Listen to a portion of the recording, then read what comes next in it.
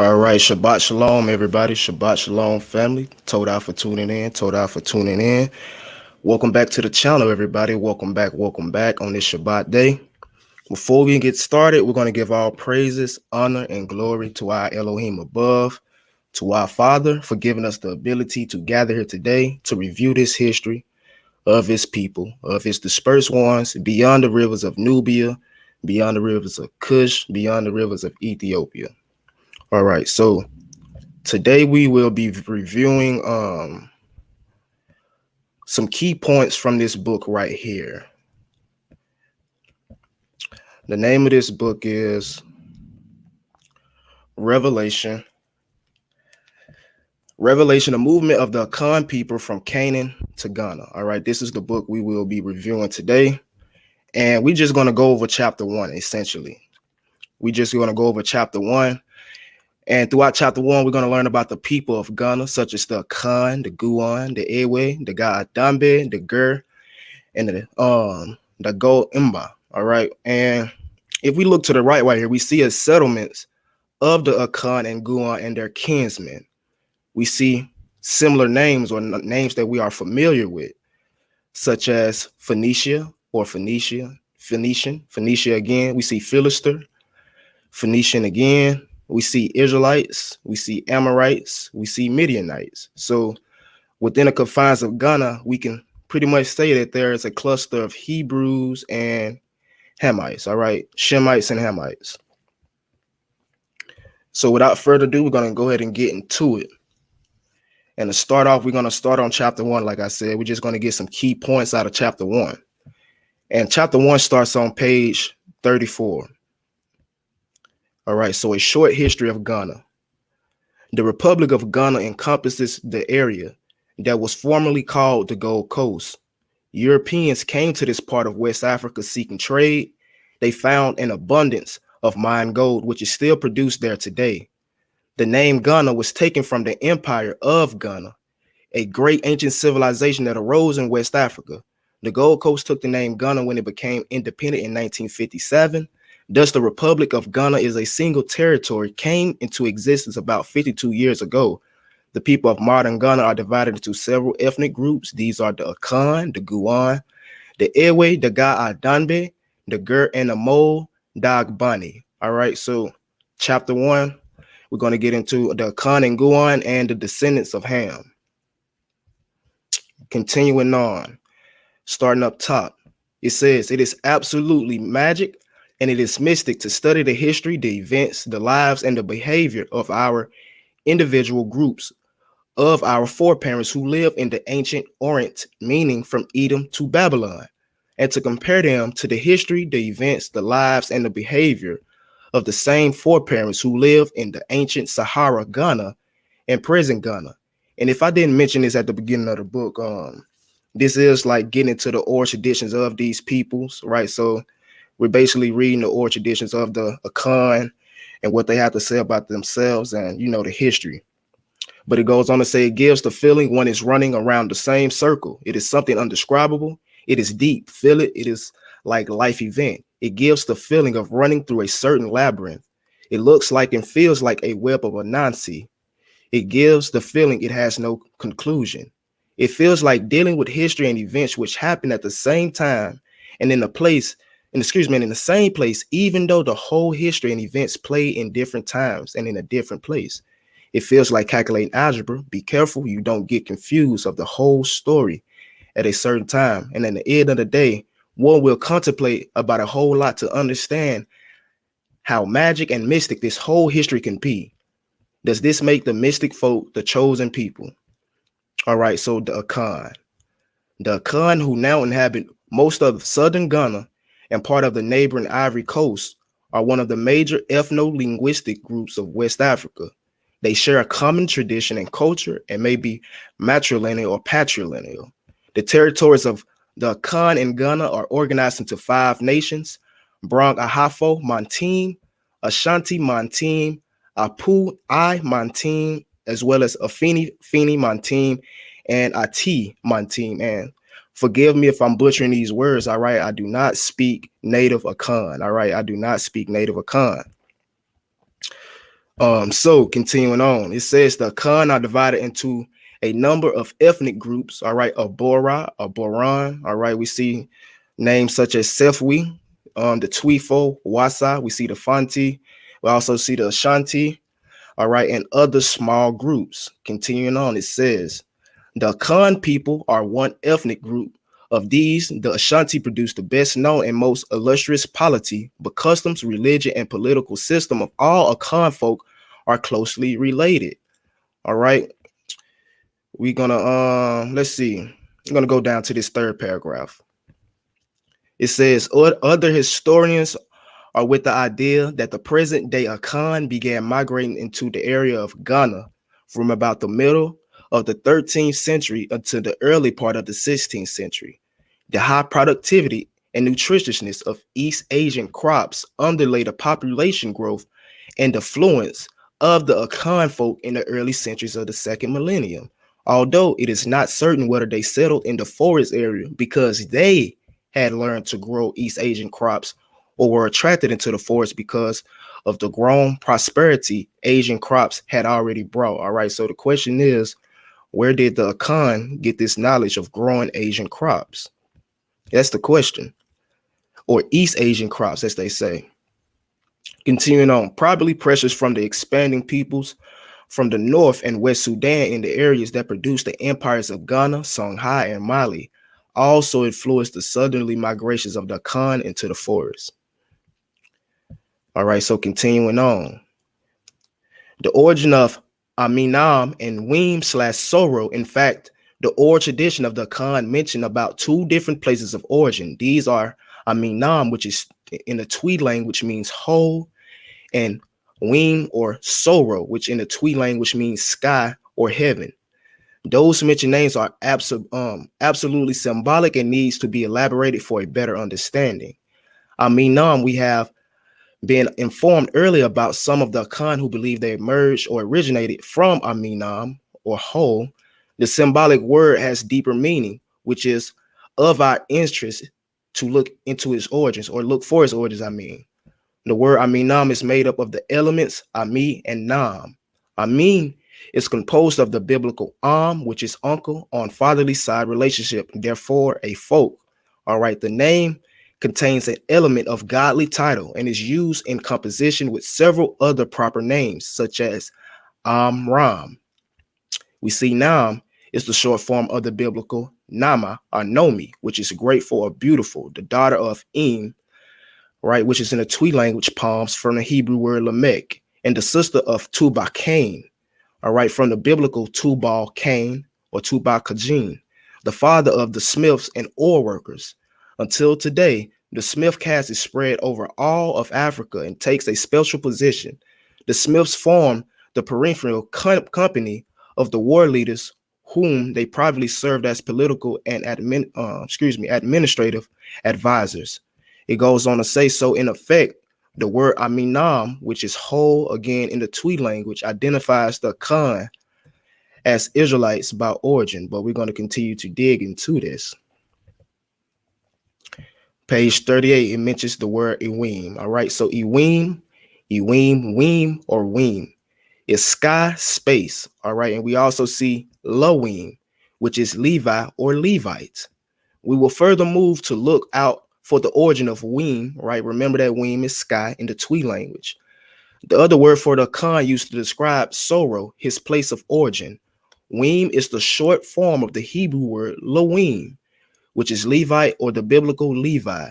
This means that apart from the early mentioned origin, the Akan folk are as well descendants of the priestly family Ewim or Levi, the third son of Ako, Jacob, and Bikra or Rebecca. All right, so already off top, we learning something a little different because the video we did earlier or a couple months ago, it showed how the Akan was said to come from Judah.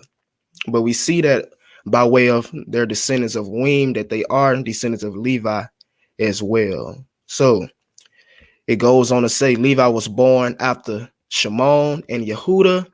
Rebecca, their mother, was also the mother of Reuben, Saka or Issachar, and Zebulun. And Dinah, the daughter of Zilpah, the maid of Rebecca, got the two sons for her, namely Gad, and Asher. And we see how they spelling these names as well. What is this? Gayadi and Aya.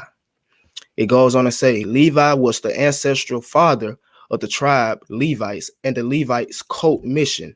The Levites were our Jewish foreparents who decided to stand on the side of Moses during the introduction of the reverence of Yahweh.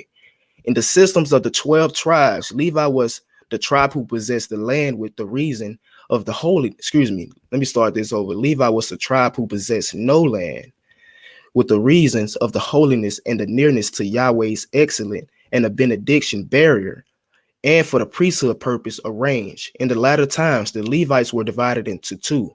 One group joined the priests under the leadership of Aaron. The other joined with the priests under the leadership of Zadok. And a part of the cult personnel were sent to Jerusalem temple. Levi was the name of the family tree of our Owinfo Levite foreparents. All right. So Levi was the name of the family tree of our Owinfo Levite foreparents. All right. Here the name Ween Sky identifies the Akan origin as Levites, one of the 12 tribes of Israel. All right. Continuing on. We're going to start right here to get an understanding of something else, because when the Europeans came in contact with our Akan brothers and sisters, they called their God, or they called the Most High, the God that they worship, they called him a sky god. And our brothers and sisters, they just going to make some clarification on that right here. But it says right here, this let's start right here. It says, to start with anything, I will first break the English word sky into our Twi language to get enough space to express myself prudently. This has become necessary because we, the Akan folk, are not English people, and we can only understand ourselves better if we find ourselves in the language we are speaking. To this end, we, the present generation of the Akan, would like to tell the world that the English word sky is translated literally in our Twi language as Weem, the short name of the biblical Loim Levi, one of the 12 tribes of Israel. So at this very juncture, we would like to transmit to those who have an ear to listen and to understand that if those early Europeans meant to call our God Nyame a sky god, then our interpretation to the word sky is Weem or Loimi, which is Levi, and the God of the Weemfo Levites is called Yahweh or Yame, the God of the heaven and the creation. This same God of Weem or the Levi, Yahweh by name, is the Akan God. So basically they saying if their Most High, or if their God was a sky god, he would have been named Weem, opposed to Inyame or Yahweh. Continuing on to the parallel name of Weem, which is Soro. All right. The parallel name of Weem is Soro, which is in the Twi language means heaven. To this effect, we will try to look for the origin of the symbolic name as we have previously done with the others. Soro is the short name of the, Soro is the short form of the name Soro Babe. All right. Heavily descended palm, a transliteration of Zoro Babel, the son of Shalatiel. All right, and it gives us the verses such as Ezra chapter 3, verse 2 and 8, chapter 5, verses 2, and all these verses right here, such as Nehemiah, to find the reference to these peoples. It goes on to say, but according to the genealogy of the book of First Chronicles chapter 3, verses 17 through 19, however, Zorobabel was presented as the nephew of Shalatiel and as the son of Pedajah. Both were sons of King Joachim, all right, between 598 BC and 597 BC. The 19th king of Judah, who was carried off to Babylon during exile during the year 579 BC, meaning Zorobabel was the grandson of the above mentioned king and a descendant of King David. Due to his royal descent, he was a natural candidate to sit on the throne of King David to rule the kingdom of Judah. Born in Babylon, like his aforementioned name, he became the commissioner of our repatriated exile foreparents from Babylon through the edict of Cyrus, the Persian king, in the year 538 BC. All right, so look how in depth these people are going into their oral history. They done took it back all the way to the Babylonian exile under Zorobabel, right? We just learned that he became the commissioner, all right, of our repatriated exile foreparents from Babylon. All right, it goes on to say, sometime after a small group of our exiled Jewish foreparents have arrived in Accra, all right, because ancient Accra was indeed in Jerusalem. All right, and we also see Accra today in Ghana, where there are Israelites at. So that's very interesting. There was an ancient Accra in Jerusalem, all right, under the leadership of the High Commissioner Sheshbazzar. During the year 538 BCE, Zorobabel and Jason and Joshua became the leaders of the 12 men and led the second migration of our exiled foreparents back home to Judah. Between 538 and 522 BC, Prophet Haggai and Prophet Sacrilege were among the group. Zorobabel took the position of Sheshbazzar. He became the Peter or commissioner or governor of Judah. Zorobabel was the Persian king entrusted the public administration of the province Judah in his hand, while the second, Joshua, the son of Jehozadak or Zadok, became the first high priest of our Yofo Jewish foreparents. All right. Evidently, Prophet Haggai and Prophet Sacrilege called upon Zorobabel and Joshua to fight against the resignation of the Yahweh people and to rebuild the altar of God of Israel in Jerusalem. Back on track, the sacrifice service was set in motion. All right. In 537 BC, Zorobabel began to rebuild the temple which Sheshbazzar had begun. This was soon stopped owing to hindrance incurred through the enemies of Judah. It was again continued in the year 520 BC and was complete in the year 515 BC. And all the scripture references are quoted right here in these little brackets if y'all see them. If y'all want to go more in depth and verify this through the scripture. But continuing on. BC. It goes on to say, however, Prophet Haggai and Prophet Sacrilege saw in Zerubbabel, a descendant of King David, a characteristics, Kayame or Messiah. The names of the descendants of Zorobabel are found in 1 Chronicles chapter 3, verses 19 through 24. Zorobabel was described as the ancestor of Abba or Oba Yeshu, Jesus the Son in the New Testament. According to Lazarus, Luzis, or Luca, or Lucas, or Luke. All right. So according to Luke, Zorobabel and his royal line were not through King Solomon of the United Israel, but rather through Nathan, one of the sons of King David, born in Jerusalem. All right. By accessing, very critical, this symbolic name Zorobabel, we will find out exactly what the Akan meant by identifying himself with the very name.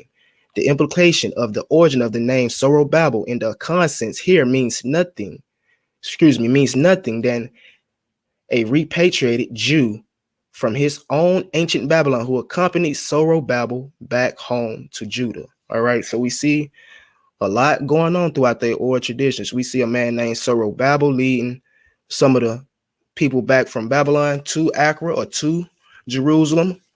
All right, and we see that this was also, what does it say? He was the ancestor of, all right, Oba Yeshua, all right? Not to mention that Zorobabel was a descendant of King David by way of Nathan, one of David's sons, opposed to Solomon. So we see some royal line of Judah flowing through the Akan veins, all right? We don't saw Levi and Judah thus far.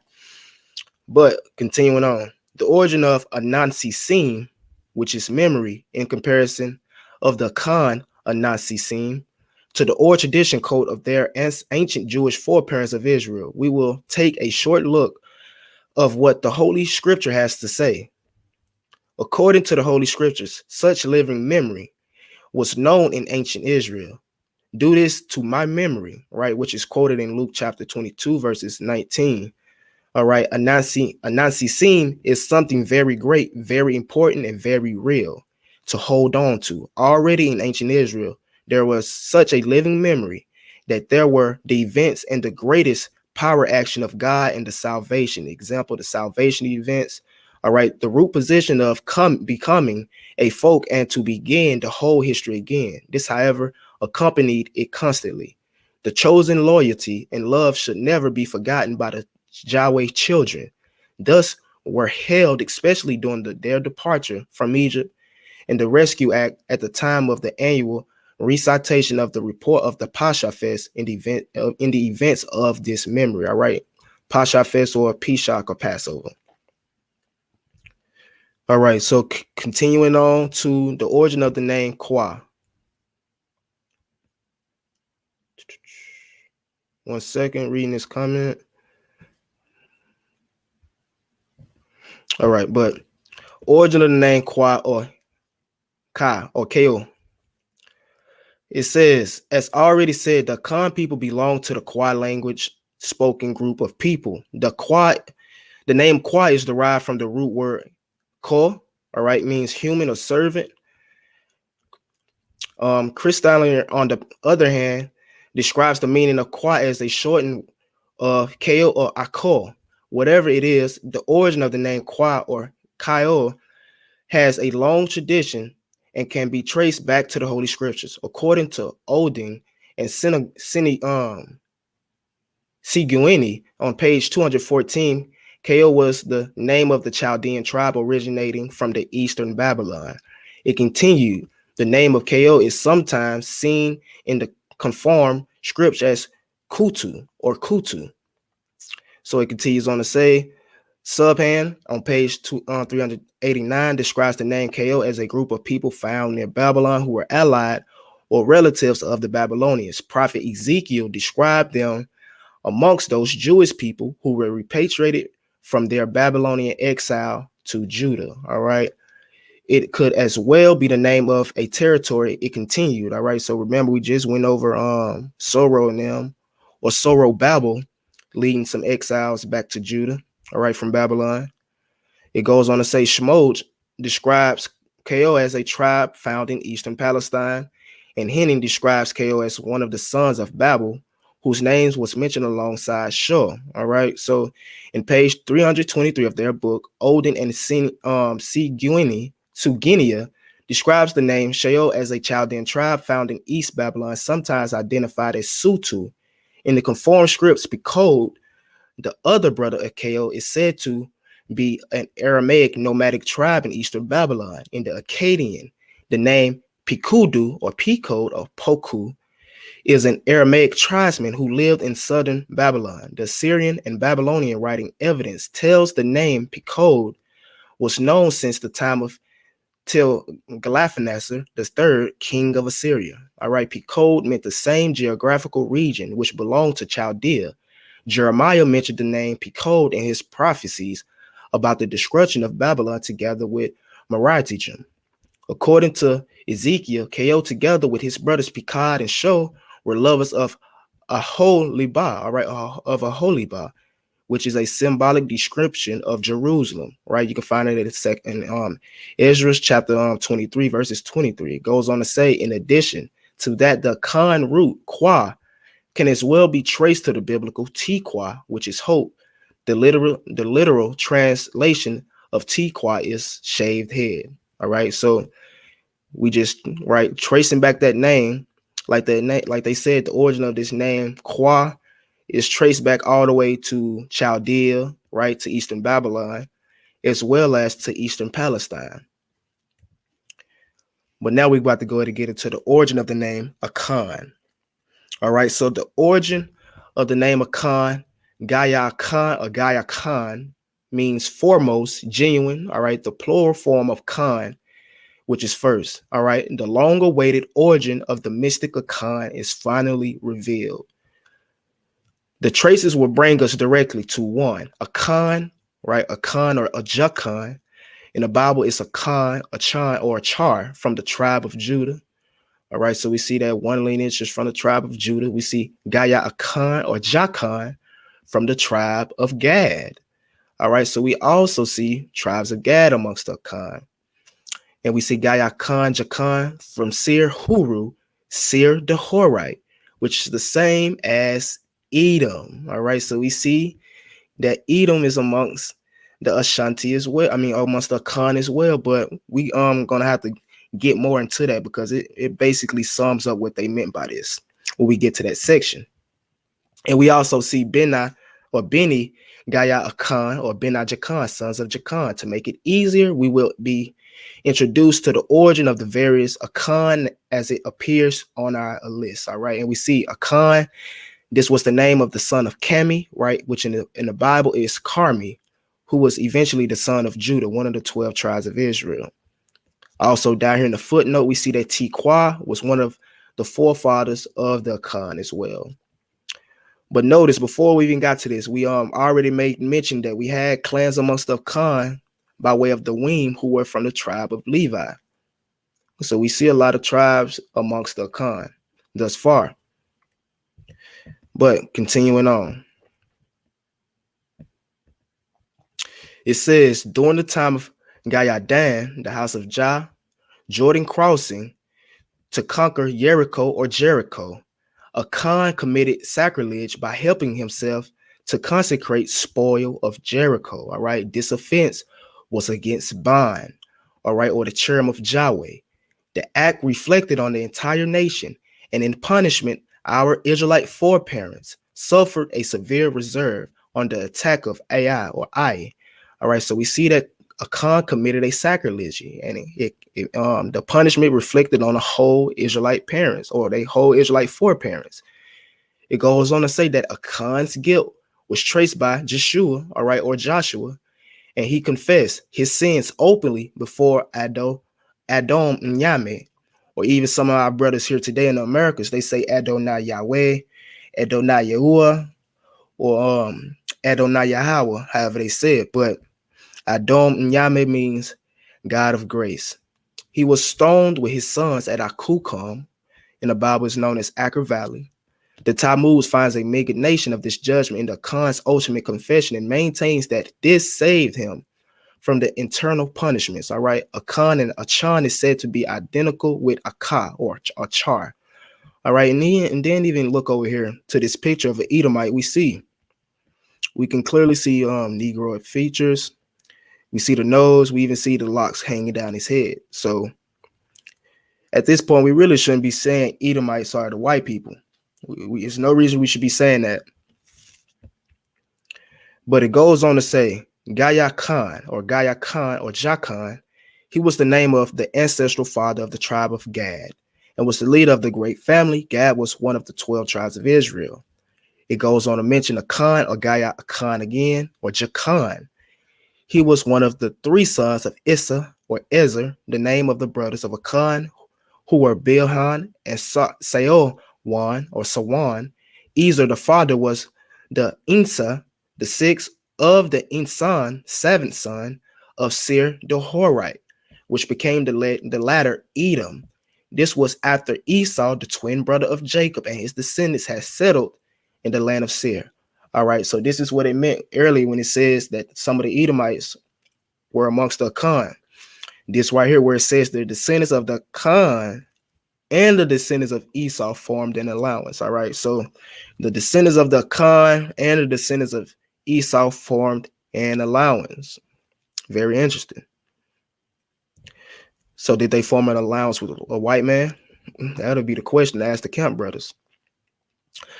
But it goes on to say, Ben Jakan, it is the name of a station during the Exodus in the desert of Sinai. All right, and we go on to see Berat Ben Jakan, the wells of the sons of Jakan. This was the name of a place located at the borders of Edom, the place where Aaron died and got buried. All right, so they retaining a lot of knowledge throughout their history. They retaining a lot of names, places, events. All right, so it goes on to say those above mentioned names were the ancestral fathers of the present Akan, Jakan, from the modern Ghana. The indication of the name Akan portrays the Akan as the sons of God, originating from the ancient kingdoms of Judah, all right, by way of Judah and Levi, as well as Israel, all right, by way of Gad, and also Edom, by way of the allowance that they made with Jakan. All right, remember the descendants of Akan and the descendants of Esau formed an alliance. And this will also destroy that camp chart, right, by trying to say that every Negro in America is from the tribe of Judah, Levi, Benjamin. When our Akan brothers just let us know that they got Gad amongst them as well, all right, by way of Akan, the son of Gad. Moving on, it says, on the other hand, if we are I'm gonna start right here. It says, on the other hand, if we are identifying the name of the language with the word Twi as known and as written today, then the origin of the language should be traced back to a different location, and that is to ancient Israel, which also makes sense comparatively, that the root origin of the Twi language is nothing else than Hebrew, Aramaic, and the language spoken in the ancient Israel and Chaldea, all right? Like said, the root origin of the Twi language is nothing else than Hebrew, Aramaic, the language spoken in ancient Israel and Chaldea. The origin of the Twi is about some prophecies concerning the language of the Canaanites mentioned by the prophet Jesaja, that the language would be spoken again by 5 states in the ancient nation of Egypt. These 5 nations are found today in Ghana, and their names are Apua Mantim, Ashanti Mantim, Ati Mantim, Brong, Ahafo Mantim, Afinifim Mantim. All right, and forgive me again, I do not speak the native Twi language, but it says Twi. Apart from being transliterated of the name Ta or Ta or Twa, Twi is also the short form of Twil, Tawil, Tawili, Twil, Tuvil, and all these other names such as Tasha.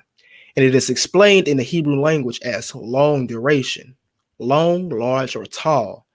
The Twi people are descendants of the priestly family of high priest Eli. All right, so the Twi people are descendants of the priestly family of the high priest Levi, whose descendants will die upon reaching manhood. All right, it goes on to say, unless redeemed by studying Torah and personal involvement with philanthropy, whatever this word is. I'm sorry for trying to butcher in that family. But we see once again that the Twi people are descendants of the priestly family of the high priest of Eli. All right. We see two clans of Levi, a clan of Judah and a clan of Gad. All right. Moving on. We on page 146. And it says the Ewe and the Ga-Adangbe, the descendants of Shem. All right, the Ewe and the Ga-Adangbe, the descendants of Shem. The Ewe, they are one of the ethnic groups of Ghana. They inhabit southeastern Ghana, southern Benin, and the half southern half of Togo. The area of the Ewe inhabits is sometimes referred to as Ewe land, which is the area between Mono River in Togo and Afram, also known as the Volta River in Ghana. The people speak various dialects of Ewe, a language of the Kwa branch of the Niger-Congo family of languages. Ewe unity is based on language and common tradition of origins. All right, it goes on to say there are over 1 million Ewe folk who inhabit modern Ghana. So, 1 second. It goes on to say that the origin of the Ewe, all right, this is very interesting, but it says the Ewe people are known as the Hua, a transliteration of the biblical Her.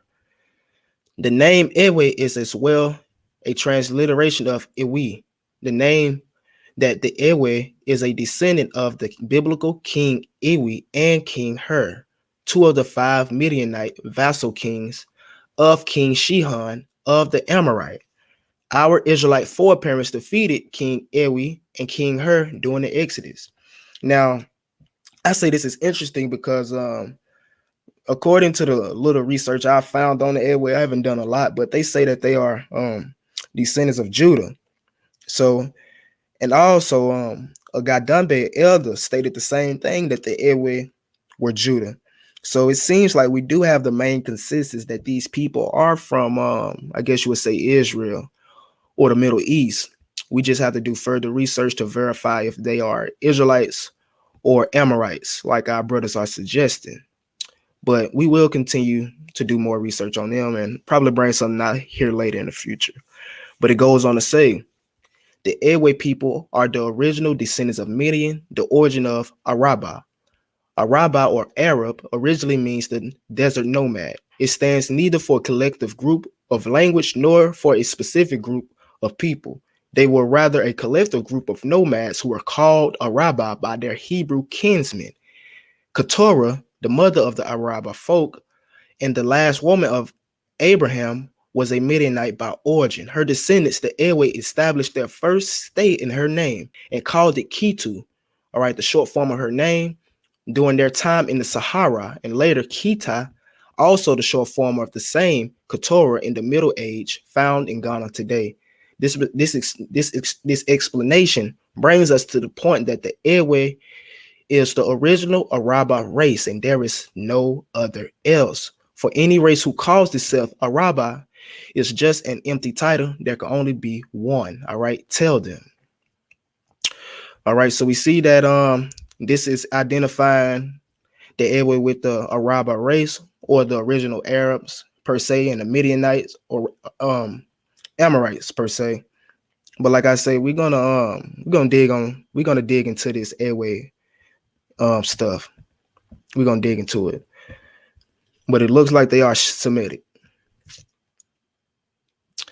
But we're gonna go on to the Ga-Adangbe, all right? The Ga-Adangbe.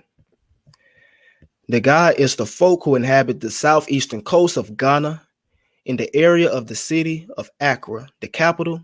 They are closely related to the Agambe folk with whom they share common traditions and customs. According to their oral traditions or oral accounts, they migrated to Accra Plains from Bonny in present-day Nigeria in the 16th century. And remember, you got Igbos who, live in Bonny, Nigeria. So it seems like they migrating from Israelites. They were never united as a people and were subjugated by stronger states in the area throughout their history. After numerous wars, some of the people migrated to what was then called Ewe land because of the coastal location. They have supported themselves as fishermen. The Ga-Adangbe are made up of the Ada, Krobo, Sahil, La, Tishi, and Ga. The Agambe people live east of Accra. All right. The origin of the Ga-Adangbe, all right. The Ga-Adangbe is composed of three elements, all right. Ga, Adan, and Jibe. Ga forms a component of Gabai.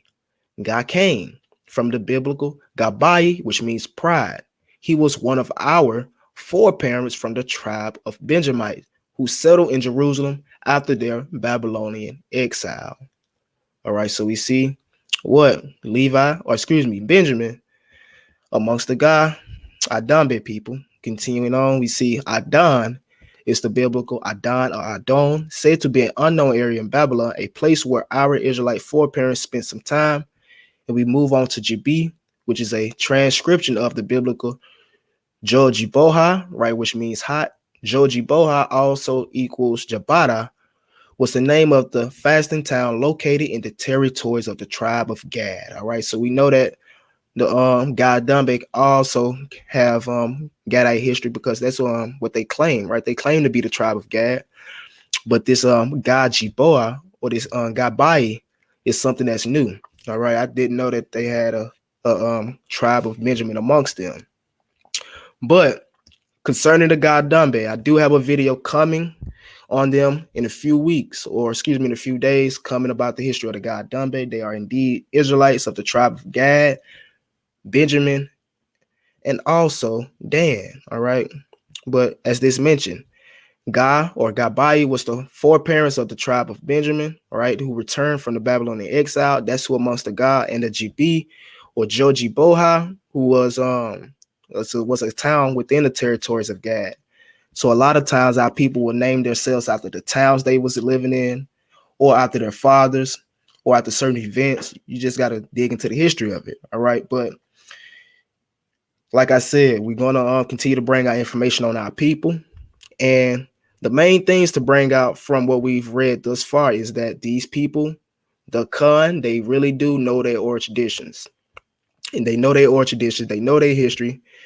And what we'll be getting to In the next video is part 2, basically the general deposition and the diaspora, right? The North African Jews, mystery of the deserts, the Jewish kingdoms of Bilma and Kebi, of Ghana and of Songhai. All right, so we're just going to continue to dig throughout the movements of these people into Africa, basically, and how they got into modern day Ghana.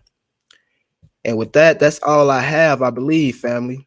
That's all I have, I believe. Yep, that's all I have. And with that, I'm gonna just say put some respect on our Akan people. All right, we just learned that they are descendants of Levi, Judah, and Gad. All right, put some respect on our people.